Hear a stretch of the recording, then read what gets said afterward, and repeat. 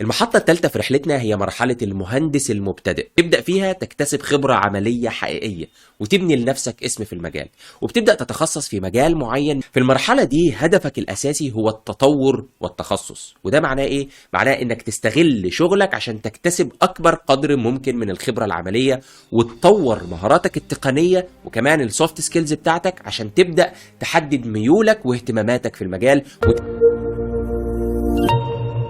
شغلك مش بس عشان المرتب، ده كمان فرصة للتعلم وتطوير نفسك. استغل كل مشروع تشتغل عليه عشان تتعلم حاجة جديدة. طور مهاراتك التقنية باستمرار.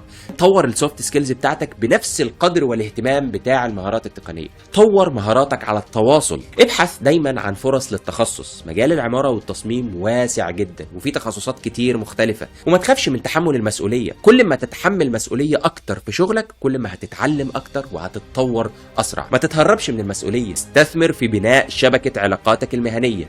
كل استثمار بتعمله في نفسك دلوقتي هيعود عليك بالنفع في المستقبل وهيسرع من وتيرة تطورك المهني.